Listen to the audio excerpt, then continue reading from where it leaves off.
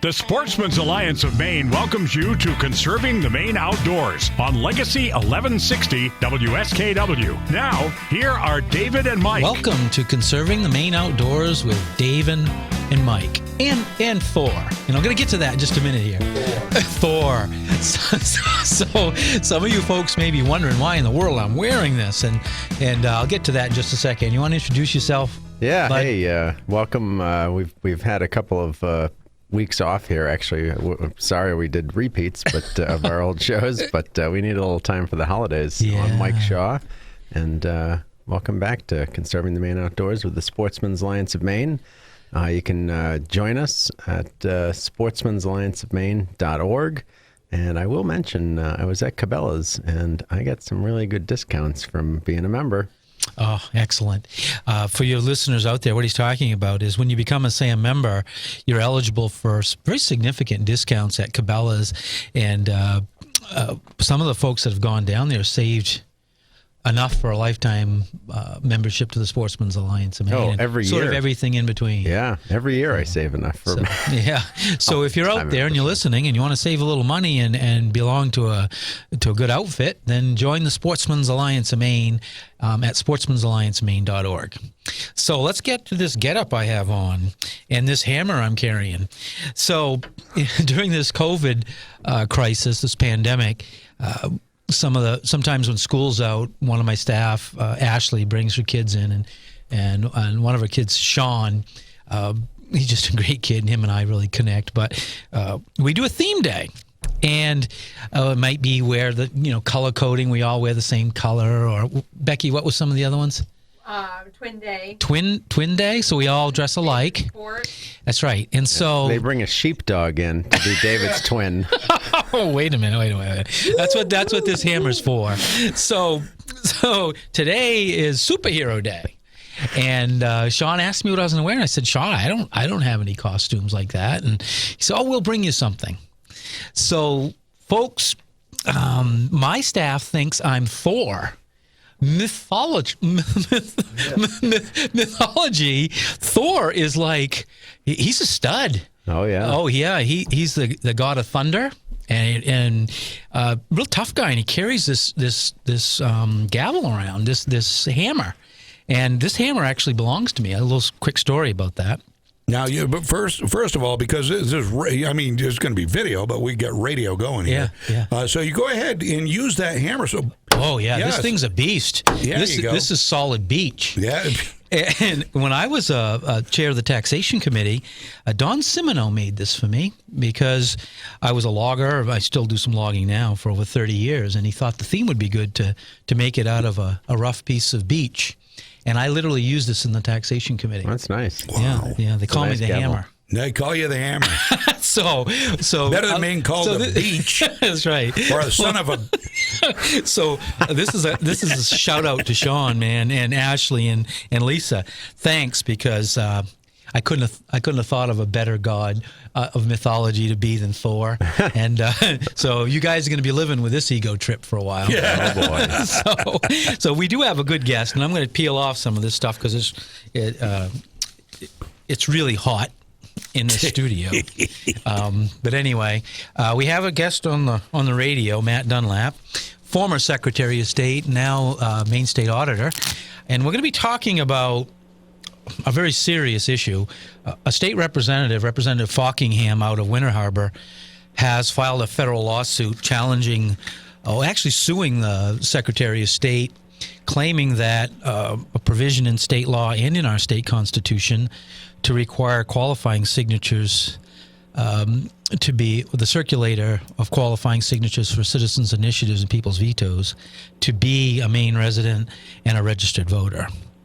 And what that would do is it would make it so that non-residents could come up here and collect petition signatures and put issues on our ballot. I personally don't see an advantage to that. I see it hurting our state, flowing more money and more influence in here, and I'm really perplexed as to why the Republican legislator from Winter Harbor would do such a thing. So I'm just dumbfounded. I have no idea. Why would we want out-of-staters coming in and trying to make Maine laws and get citizens petitions going?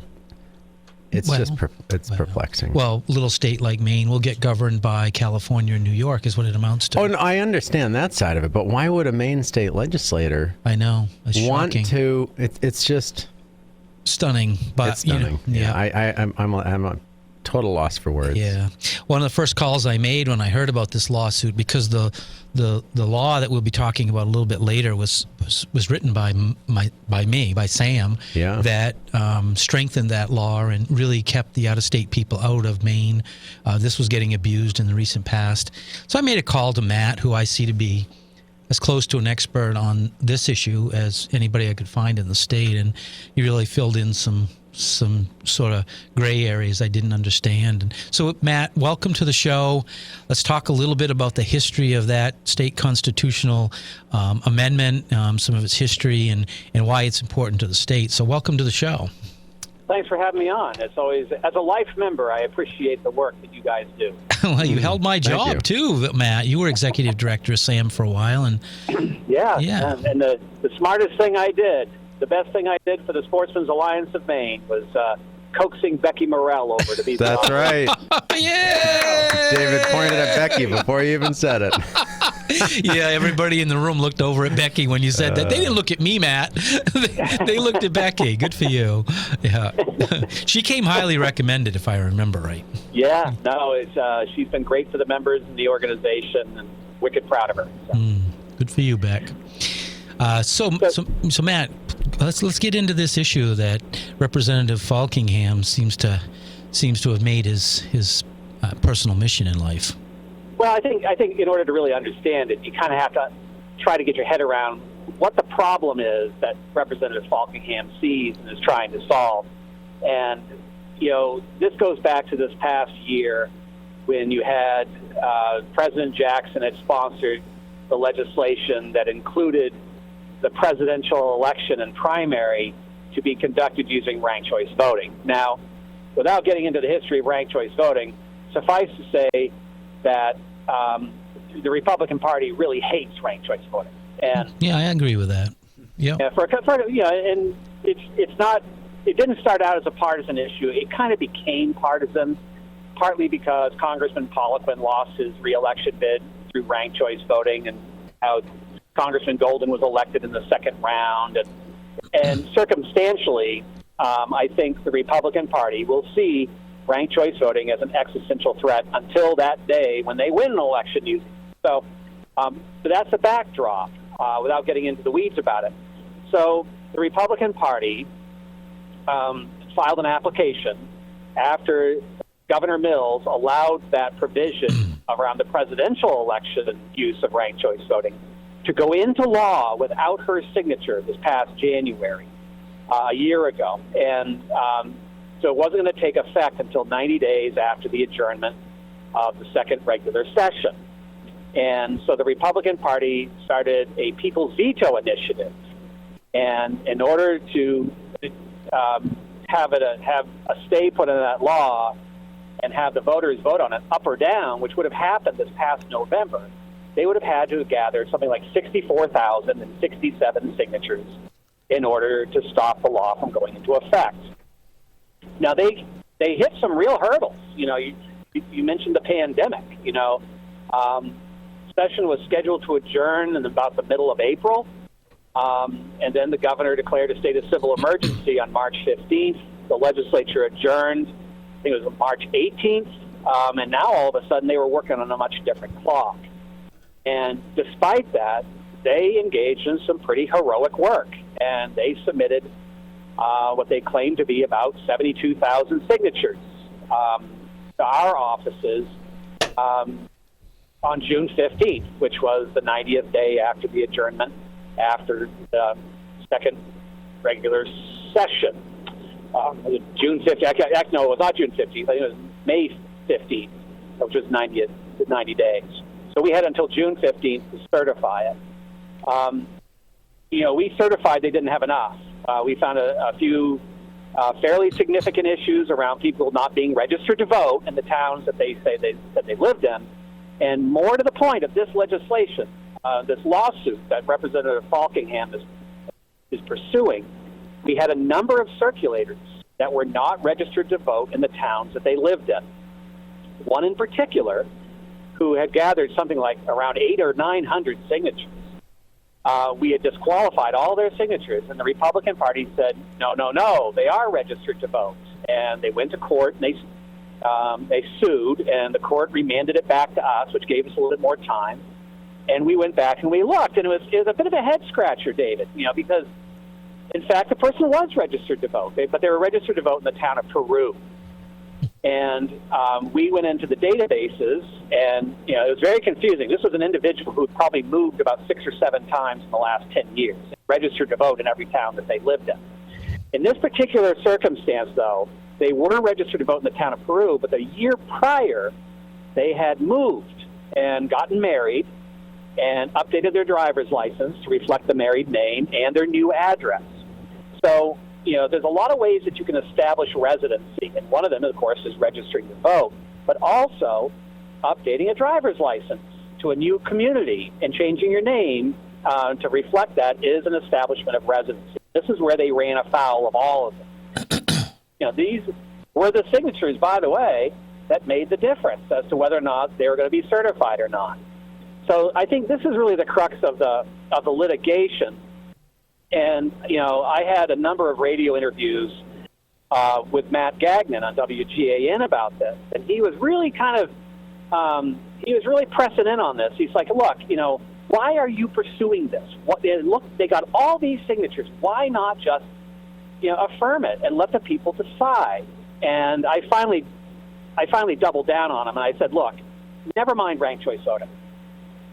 I know the philosophy that the Republicans have on ranked choice voting. But take this away. Take this topic out of the discussion. And let's just say it's another type of referendum. Maybe it's a gun control referendum. Maybe it's an animal rights referendum or a tax referendum. Would you be so quick and easy to let it go, or would you want us to do the full due diligence and make sure that the constitutional requirements here are being met? And those constitutional requirements in the Constitution have a definition to them. They define a circulator, and it's like tattooed on the inside of my eyelids after reading it so many times. But it basically says that a circulator is a resident of the state who circulates a written petition for signatures and whose name must appear on the voting list in the city, town, or plantation where they reside as being qualified to vote for governor. That's in the Constitution. So I think what Representative Falkingham is looking at is maybe a broader interpretation of this that would say, well, if you're eligible to vote, you can circulate a petition. But we would have no way in 30 days to verify that all these circulators were, in fact, eligible but not registered. So the registration thing is really black and white. The Constitution says you have to be a registered voter to circulate, and you have to be a registered voter to sign. Now, this particular definition, and I'll stop so you can ask some questions. This has been on the books for about 45 years, and the Constitution was amended to include these definitions back in 1975, because there's a lot of questions about the number of initiatives that were coming forward and putting some affirmable sideboards to them, including one, by the way, which has once again become topical, and that was to have a public utility, a publicly owned utility. That's coming back into vogue again. And the constitutional amendment that was ratified by the voters in 1975 was actually sponsored by a Republican House member, another Republican House member, whose name was John R. McKernan, and later became governor of the state of Maine. So quite a bit of history here, and this process has changed a number of times over the last 112 years or so, and gotten us to where we are. But it's all been done in the Constitution, and I'm not sure whether the federal courts will really want to take this on or not. Yeah, well, my concern is that the reason that we put in a bill clarifying that the person, the circulator, had to be the one, and this was in the 127th Maine legislature. I know I wrote the statute, and LD 176, if people want to look it up. what it did was it clarified that the person circulating had to be the one holding the petition, make the ask, and witness the signature being applied to the petition. And the reason we put that in, Matt, was, as you know, because you were there, is that some of these out-of-state petition groups, they were bringing up non-residents anyway, and they had interpreted somehow, somewhere, that if they had a witness, so-called registered voter in Maine, resident of Maine, to witness the out-of-state person circulating petitions, that they could somehow get around the Constitution. And a lot of times, and we documented it, matter of fact, a lot of people have documented, including reporters that I know, where these out-of-state people would be circulating and the witnesses would be nowhere to be found. And when you'd ask them where they were, they might be in the truck in the heat, when it was cold outside, having a coffee. And so where this runs afoul, though, Matt, and you know this, is that when these petitions are turned in to be certified, you have to swear under oath, basically an affidavit, that you were the circulator and you witnessed the signatures being applied to the petition. When these out-of-state people gave those petitions to the so-called witness, if they had not witnessed them and circulated themselves and done all those things I just mentioned, they were committing fraud.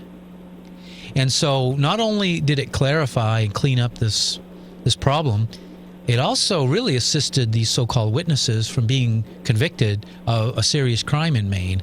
And I know that's true because I remember the bill very, very well. But in addition to that, Matt, and this is important, is states like Maine, one of 24 states with a citizen initiative process, are targeted by certain groups, animal rights groups, gun control groups, can't get their bills through the Congress or through their legislatures, come to Maine and think they can get on the ballot and jam it through in a state like ours. And so we were really trying to get that under control, too. Well, in terms of political advertising, Maine's a cheap date, right? Yeah, absolutely. It's one of the reasons why they come here. And that was a great change. And the challenge that the Secretary of State's office has here is that, you don't know what happens in the world when you release a petition to an effort. Right. They go out and all you can see is the paperwork, and you don't know, to your point, whether or not a circulator has actually, somebody who's taken the oath as a circulator is the actual circulator, or it was some hawker saying, hey, you want to sign this petition. And as you know, Dave, because you've done this kind of work, it's not normal. Socially, it's not normal to walk up to perfect strangers and say, excuse me, are you a registered voter? I'd like to sign this petition. Right. It takes a particular type of personality to be able to do this. And, when you have a volunteer effort, and by the way, the Constitution anticipates this being done by ordinary citizens, not by paid signature gatherers. It is very difficult to get volunteers to really engage with people and get them to sign petitions. And that's why they turn to these companies from out of state to bring people up here to, sort of like carnival barkers, if you will, and get people to sign petitions. And that's exactly what they would do. They'd have the registered voter kind of stand off to the side, and they would gather the signature, and then the registered voter would ultimately sign the oath that they were the circulator. And that was sort of an end around the process. That legislation helped bring some accountability to that. And I think this is one of the things that's, raises the legitimate question why Representative Falkingham is going at this way. But I think if you understand the problem he thinks he's solving, it makes a little bit more sense. And I don't think this is going to be broadly welcomed by the legislature simply because of the very issues that you've described that they've tried to address making some of these changes. Right. One of the most important things for listeners is to understand too. There's two types of petitions. There's the homegrown grassroots, like the CMP corridor effort right now. I believe that's true grassroots. There are some commercial components of that, but some of the core people that I know are doing this from their heart, whether you agree with that issue or not. That's more of a homegrown issue. But when you take some of these national model legislation that groups like Moms Demand Action or Humane Society of the U.S., that they want to get on the ballot, for them, it's just efficiency. Where can we get this law passed most easily? they get their model legislation, they introduce it in multiple states, and that's what they did during the bear referendum and this gun referendum. They send up their $1 million and say, put this thing on the ballot and do it any way you can. And that's when they get these paid signature collection companies, because they, again, listeners, they have no grassroots support. They don't have. No, you're absolutely right, David. And it's not confined to things like gun control. I mean, that's how term limits got enacted. They went around the country to states that had initiatives, and they got term limits on the ballot, and voters were angry in those days, and they were happy to pass them. And you've seen a lot of other issues like that they tend to gravitate toward the states that have initiatives because they can't get things passed any other way. And once they get a critical mass of states, it seems to, at least philosophically, be less of a jump to get Congress to take further action, or some of the states that don't have initiatives, just to keep things uniform, and that's how they make these national changes in this sort of incremental way, which makes it, I think, even more important from the perspective of now a former elections official, is that, as the person who used to certify these things, we were the last stop on the train before it went to the voter. And you want the voter to have some assurance that when they see a question on the ballot, that it's there with legitimacy, that the people who circulated the idea followed all the rules and did so accountably. And that's why we go through that very, very diligent certification process. And if you can't ascertain whether or not somebody's qualified to be circulating or signing a petition, basically there will be no more rules process. Well, it's an interesting story. I'm going to tell real quick about that. During the bear referendum, Humane Society of the United States did a mailer, and I got the mailer, and on the front of it was this beautiful scene of redwoods and brown bears. And I laughed all the way from my mailbox to my front door. Their picture of banning bear baiting, hounding, and trapping in Maine, they didn't even know what types of bears we had in Maine. It was ridiculous. So one more thing. Then we got a couple more guests. We're gonna have to take a break. Is for your listeners, for the listeners of this show, why this matters to you is that every referendum has a series of statutes behind it, and when an out-of-state group brings something to Maine, it's not written to fit into our statutes and our way of life. It's written to their specifications, and if it comes from California, my previous example, it's not going to be written to fit in. And these same people, after they pass it here in Maine, go back to where they came from, and they don't even live under the law they just passed. And that's what's troubling about this entire process is, for you folks out there, residents of Maine, we can self-govern. We're not a bunch of dumb hicks. We know how to self-govern, and there's this thing called state sovereignty. It's our right to self-govern. A lot of the other states actually look to Maine for good ideas for updating their laws and statutes. Yeah, actually, that's right. So. That's right. Well, thank you, Matt. Matt, I got to say one thing. I really wanted to thank you for your time as Secretary of State. I think you did a fantastic job. And I got a text from my wife. I told her that you were going to be on the show. She says, in his role as a public servant, I see him as a soldier fighting for our functioning democracy and civilized society. He's the best. We all owe him a great debt for the work he's done and continues to do. Thank him for me, is what she said. Wow. That's very kind. And, I have to, note, just talked about Becky Morrell a little while ago. When she says those very kind things about me, she's really talking about the people that were around me in that office. And I'm really gratified that I had that opportunity to work with people who care so much about our country. So I do thank her for that. Yeah.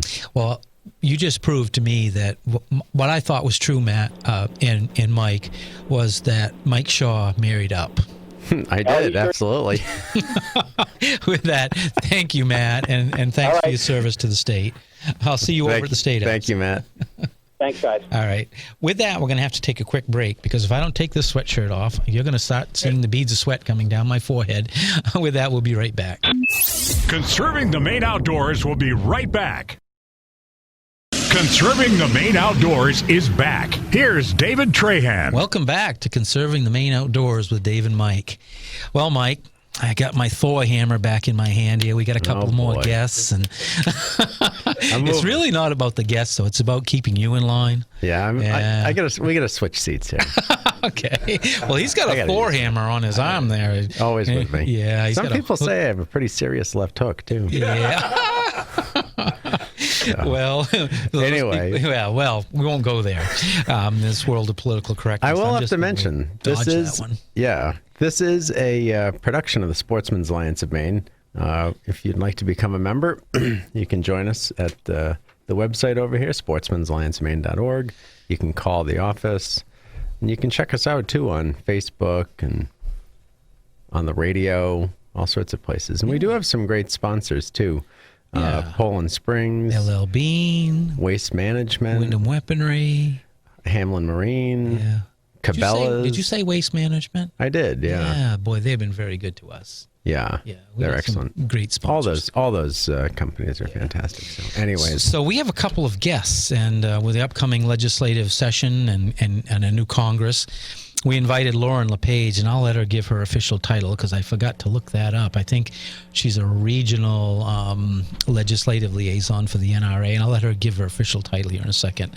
And when she's fairly new, John Hohenwater used to hold her position, and him and I were personal friends. We fished and hunted a little bit together, and just a really good guy. He was very effective as the NRA representative, and Lauren came in, and she just stepped right into his shoes and has been doing a great job in the state of Maine. We talk all the time about legislative issues. And so we invited her to come on, and also Patrick Corey. He's also on the phone.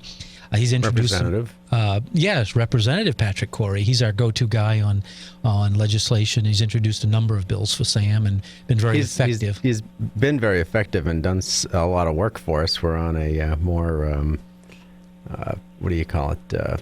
First name basis. Yeah. So we apologize if we Yeah. don't call you by your right title, Patrick. Yeah, Patrick, sorry. You can call me Patrick. I prefer that. I'll be We're on a Patrick. more intimate relationship with Patrick because There we've you known him for so long. Exactly. That's the word you were looking for. So, Lauren, why don't you introduce yourself, and we can get right into talking about the upcoming Congress and the legislative session and kind of what you guys have on your mind at the NRA. Absolutely. So my name is Lauren LePage, and it's a pleasure to be here with all of you, such outdoor enthusiasts. I am the city director for the NRA. I handle Maine, New Hampshire, Massachusetts, and Connecticut, but have the great pleasure of representing our members in the great state of Maine, which is my home state. So, Welcome. Mike, I've been an NRA member, I think, since I can remember, and I'm old. So, so I'm one of those troops out there that call our legislators and do the work on the ground when you call on us. And so I've very much appreciated the work of the NRA over the years. And we appreciate all of your support as well. So tell us what you're up to at the NRA. What's on your mind, Lauren? What would you like to talk about? Yeah, so, for the next 6 months, it will be full steam ahead in terms of state legislative sessions. I'm excited to be in Maine this session. We will have be facing both some Hey, Lauren, bills as well as Lauren, just a second. Are you having some technical issues on your side? Are you on Bluetooth? Nope, I'm not. Oh, okay. All right. Well, it's coming back just a little bit It's a tinny. little choppy on my end now. Yeah. Huh. Okay, well, we'll do the best we can. Go ahead. Sorry to interrupt. Nope, you're fine. So it's full steam ahead with the legislative session in Maine. Obviously, we don't have language on any of the bills yet. However, some of the titles are pretty telling that we'll face some anti-gun battles this session. Some we've fought before and won, so I'm very hopeful that we will protect the Second Amendment rights of Mainers this session as well. In addition to that, I think there will be some unique pro civil rights, pro firearm rights bills in Maine that are going to be coming up, and I think we have a unique opportunity to sort of have a dialogue on those issues, both around emergency powers and gun foreclosures, as well as some sensitive hunting stuff in Maine. So I think it's going to be a very busy session, but I'm looking forward to it. Yeah, me too. I noticed some interesting bills. Representative Dudere, in particular, from Camden, has introduced a bill to define machine gun.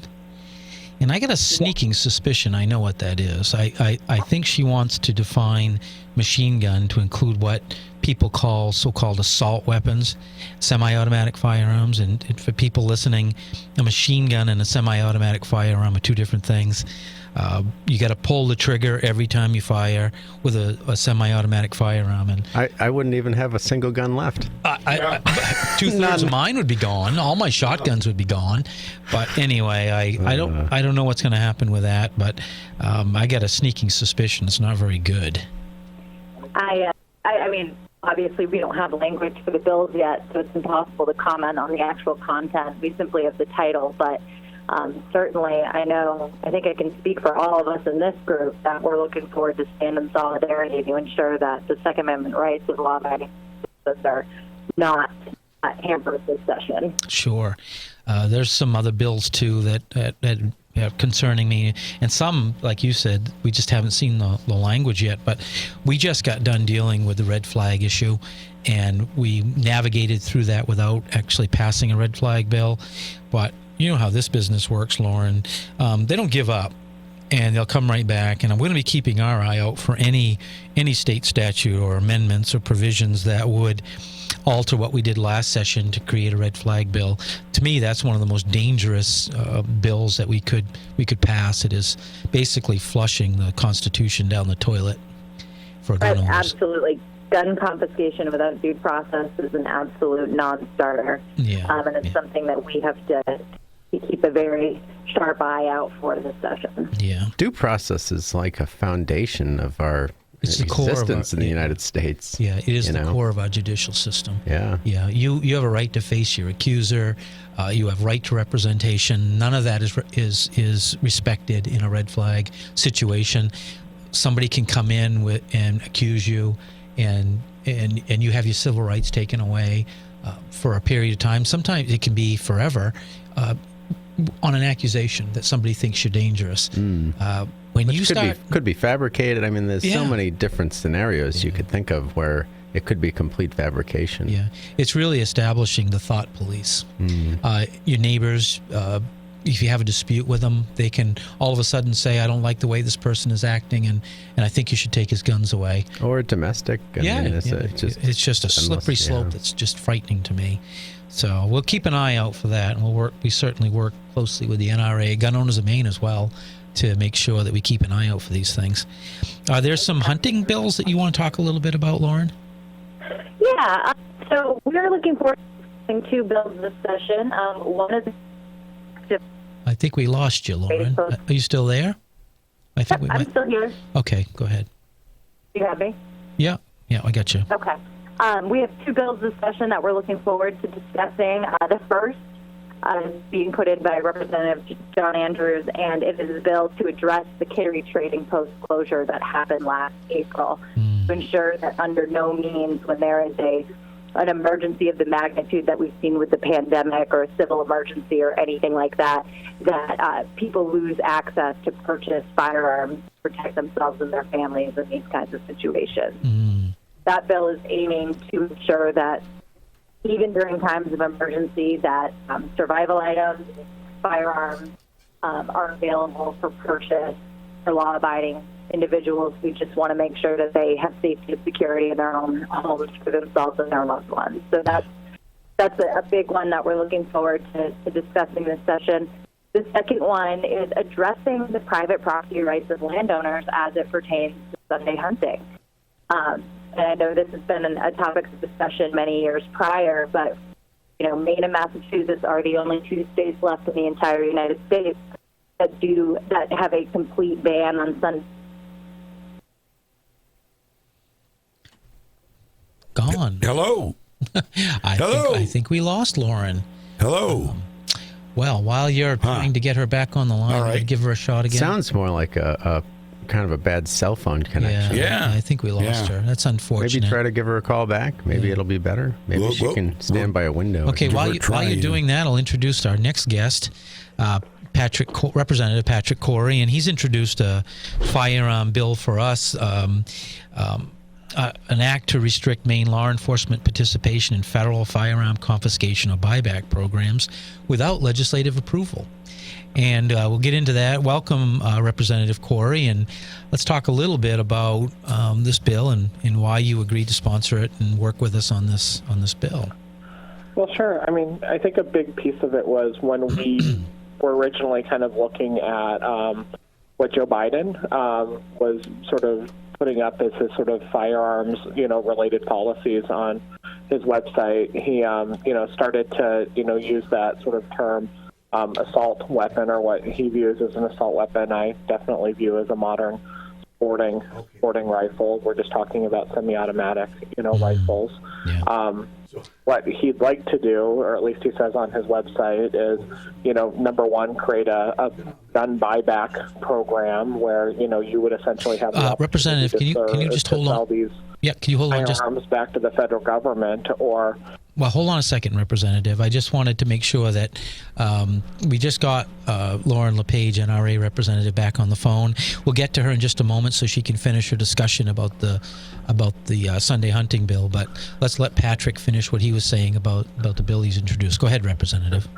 So the option there would be that, number one, you would essentially sell the firearm that you own to the government, and they would then take control of that. Or number two, he's created the option that you would end up registering these guns as NFA items, which is sort of something under the National Firearms Act, which involves a $200 tax stamp. So the point of that is to kind of make firearms ownership unaffordable for people, and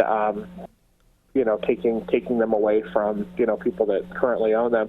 What he doesn't mention is what he would do if one, you didn't sell that gun back, or two, you didn't register it under the NFA and pay your $200 tax stamp per firearm or per magazine that he deems being a high capacity magazine. And I think that this is sort of problematic. It's especially problematic with Maine's language concerning a firearm ownership, that being that every citizen has a right to keep and bear arms, and this right shall never be questioned. And number two, just how would an order like this end up being enforced? And I imagine the federal government would probably want to use Maine law enforcement to do that. So what we've done is we've created a bill that essentially what it would do is it would make it so that the legislature would take a look at such an order, and the legislature would then decide whether or not we were going to require Maine law enforcement to go ahead and follow that order and help the federal government out, and that would take a vote of the legislature in order to do that. And then what would happen is that if Maine law enforcement actually went ahead and did this without a vote of the legislature, they would risk, decertifying their officers through the Criminal Justice Academy. You have to have an enforcement, piece within an order like that. Otherwise, it's a law kind of sitting out there without any kind of consequence or anything. So that's the bill that we've submitted. Well, I know, Patrick, I can continue to call you Patrick. Representative Corey, I can tell you right now that there's a lot of law enforcement people out there that would welcome this bill, because they do not want to be out there trying to confiscate or collect firearms from individuals. And so for those folks that are out there in law enforcement that have to keep their jobs and feel they can't speak out, I'll speak for you and say that there's a lot of people out there that don't want to participate. My biggest concern, then we'll get back to Lauren in a moment, is that there's been a precedent established where presidents use executive orders to accomplish what they can't achieve in the Congress. Yeah. The reason that I was so adamant about introducing this and have been working with Representative Corey is if they bypass Congress and establish such a program, we've lost our accountability through our elected officials in Congress. Yeah. The secondary barrier to accountability is our Maine legislature. I want to vote. You need to be on the record approving this. If not, you can't use our resources. Now, that doesn't stop the federal government from sending their enforcement people up here and trying to do it, but you're not going to do it with taxpayer money unless it's approved by the voter. It's an important bill, and I think it sends a message, and I think it'll also be a vessel for other states to do the same if this is done by executive order. Yeah, it definitely protects Maine law enforcement, and it definitely protects Maine citizens, and it makes it so that we have to evaluate what the particulars of an order coming out of the federal government concerning firearms that we currently legally owned and have legally obtained. Yeah. Well, we're gonna if you want to, Representative, would stay on the line, and if we have some time at the end, I'd like to return to this bill and maybe a couple others that you're working on with us as well, because I think it really warrants some more discussion. And I think given what happened in the election and the flipping of the Senate recently to majorities, people are concerned and they're afraid. So, welcome back, Lauren. Unfortunately, we lost your connection. We did get you back on the line. You had started to talk about a bill you've introduced related to Sunday hunting, and I wanted to give you a chance to get back and explain that bill and finish what you're talking about. Absolutely. And I mean, similar to prior years, there are several Sunday hunting bills that will be in play this session. I think we're coming from the perspective that it's really about landowners' rights. I mean, if I own land anywhere in this state and it's safe to hunt on 6 days of the week, an antiquated blue law shouldn't dictate that I, as a property owner, can't hunt my own land following all the rules and regulations of the department just because it's a Sunday. And so I think we'd like to see, Sunday hunting limited to private property and requiring landowner permission. It just, if I own this property, I should be able to use this property in any lawful use without being barred because of an antiquated blue law. And so that's the perspective. As we know, save the deer season from 2020, but hunter participation has been rapidly declining in the state, similar to other areas, for many, many years. And hunting is a critical part of Maine's heritage and something that we need to ensure we're taking proactive steps to reverse that trend. So, Lauren, I do have a question about the bill. We haven't seen any language yet, but I have talked to you briefly about it. Yep. Would it just be the landowner who could hunt on Sunday on their own property, or would it be you couldn't hunt on public property, but you could hunt on private property? So it will be a situation that requires written landowner permission. We really want the landowner to dictate, if the landowner isn't a hunter but has a brother who is, we feel that landowner should be able to lend his property to his brother to hunt on lawfully on a Sunday, for example. Okay. It's a unique opportunity. There's some economic benefit to it. Hunter tourism, as we know, is a big thing in our neck of the woods. And I think this it's another thing that New Hampshire has when people could be driving to Maine and spend a whole weekend here to hunt and spend their money on incidentals like fuel, gas, lodging, things of that nature. It's actually a huge... I think and certainly in this current budgetary climate in Maine, it could be a real benefit. It's a huge economic factor. When I was chair of Inland Fisheries and Wildlife, we dealt with the sporting camps issue and their decline, and one big thing, obviously, just like Lauren said, was why would people come to Maine to hunt? They have a limited time off from their jobs and their work when they could go to New Hampshire, Vermont, or every other 48 states in the whole country and hunt the whole weekend. Yeah, well, that's been the issue for a long time, and this has been incredibly controversial when it comes up. Any kind of Sunday hunting bill, some of the landowner groups, what used to be small woodlot owners in the Farm Bureau. What is SWOM's new name? It doesn't matter, but they came out very strongly and threatened to post their land if we went to a Sunday hunting. I don't really like threats, to be honest with you. They've always been opposed, but I know SWOM members that are not opposed, that don't like that position. But and I think the reality is, in this pandemic, we've sort of found this new appreciation for getting outdoors and outdoor activities. I mean, you've seen an uptick in hunting because of recreational sports have not been taking place and things like that. And I think that this is a unique opportunity to have this discussion, sort of knowing what we know now this year. It's been such a banner year in so many ways. And I think the economics of this issue really have the potential for Maine to say, you know what, it's time to take a look at this. Our state could dramatically benefit, and, you know, perhaps this does fix the issue we've had with hunter participation prior to the deer season of 2020. Yeah. Well, just for clarity, we poll our members every year. We do a survey, and every year it comes back that our members do support Sunday hunting.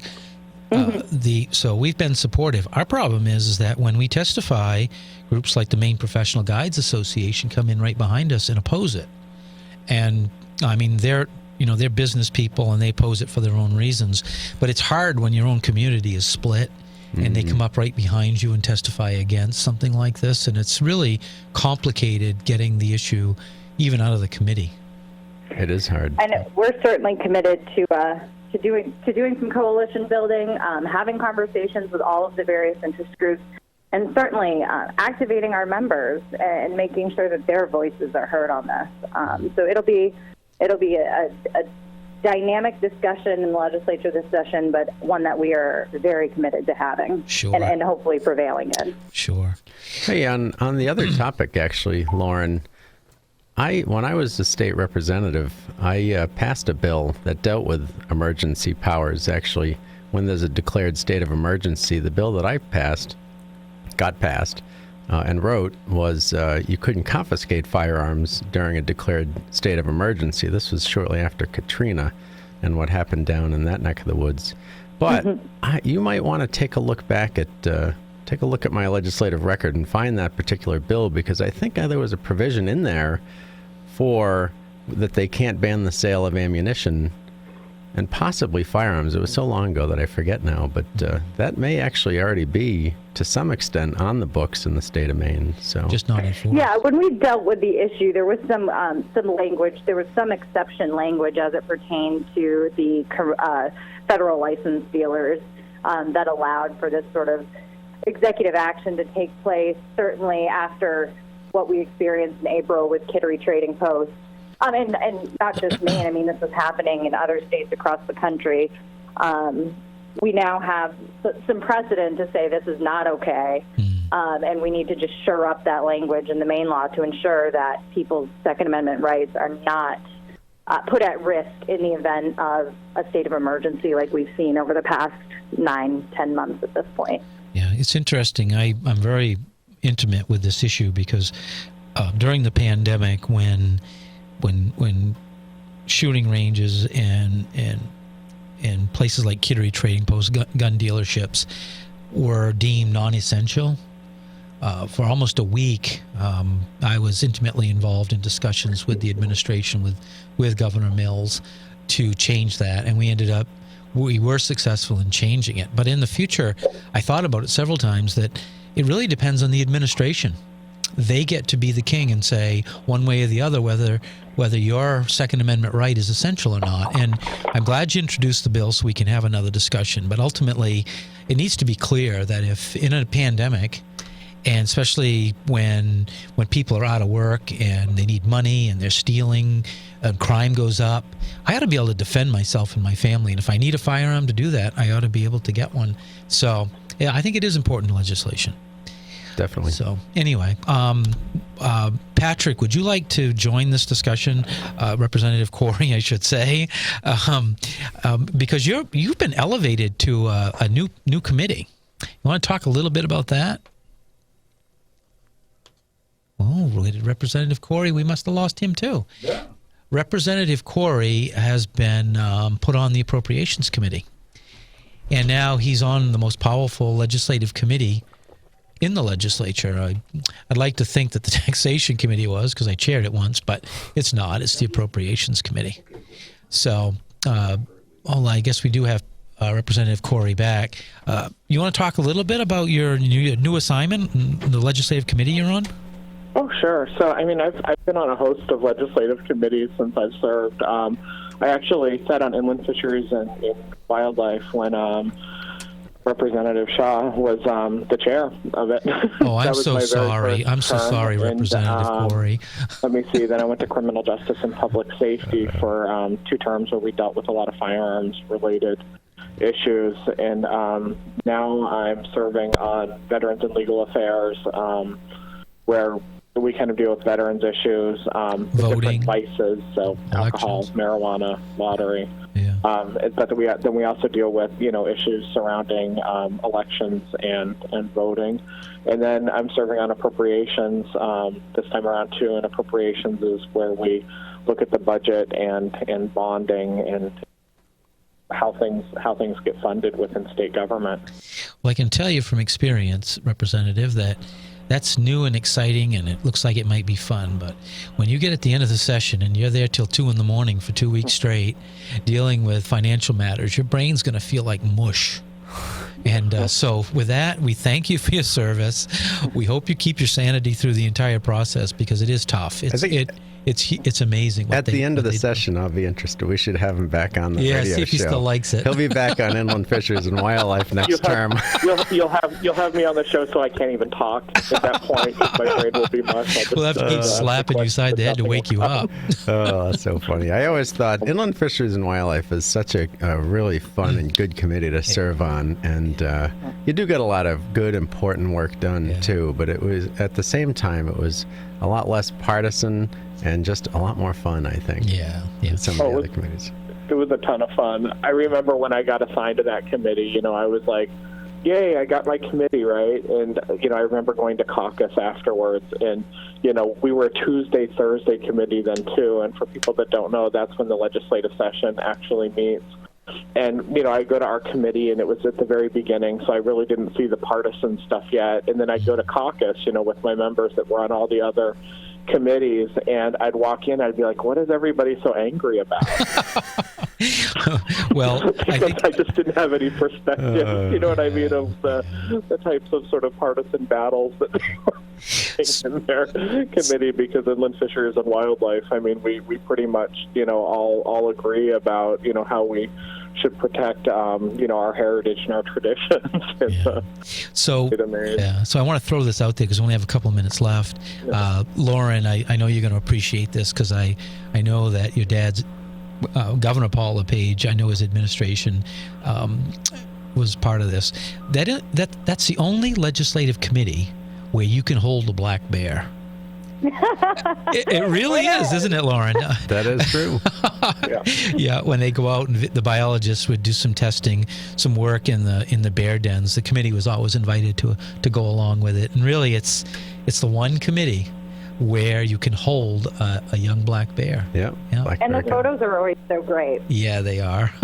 So you get good field trips on that committee. Oh, absolutely. Last time when I served on on criminal justice and public safety, the only field trips we would go to the prison. Well, I'll tell you this, Representative. After about the end of May, in that appropriations committee, you're going to feel like you're in prison. Oh, yeah. I'll guarantee it. Yeah. So with that, I did want to say one last shout out for the NRA. We know what's going on in this country right now, and we have a new Congress, and it's really inclined to more gun control. I can't think of a time in my lifetime, when being a member of the NRA, the Sportsmen's Alliance of Maine, and gun owners of Maine for that matter, is so important. Really, collectively, we need a strong voice in Congress, and the NRA has always been our voice. So for folks that are concerned, join these three organizations. Yeah. As far as speaking from the Sportsmen's Alliance of Maine perspective anyways, David is constantly lobbying. He has lists of bills. He tracks everything. It's just he does a wonderful service for the outdoor sporting community in the Sportsmen's Alliance of Maine. So if you're not a member and you are listening to this, you should become a member. Yeah, for your state, your state issues, Sam and NRA too. But at the national level, the NRA is the player.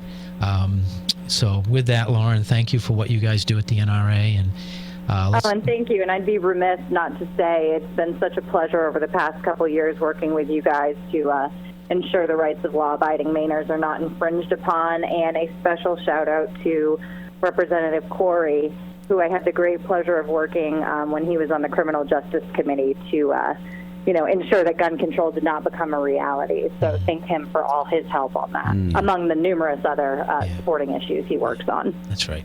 Yeah, I can say definitely that for me, I've always had the NRA, whether it was Lauren or John, who was her predecessor, and David from the Sportsmen's Alliance of Maine, and the trenches right next to me, and that's always been big in helping prevent gun control in our state.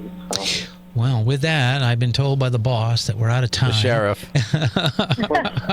Well, sorry. Sorry. Well, I do have this. I do have Thor's hammer over here. So you can usurp control if you want to, David. With that, thank you to our guests. Thank you for folks out there listening to the show. It's going to be a long year, and we look forward to the future, and I'm more positive than some, but again, you've been listening to Conserving the Maine Outdoors, and we'll see you next week. The Sportsmen's Alliance of Maine presents Conserving the Maine Outdoors. Become a member today at sportsmansallianceofmaine.org.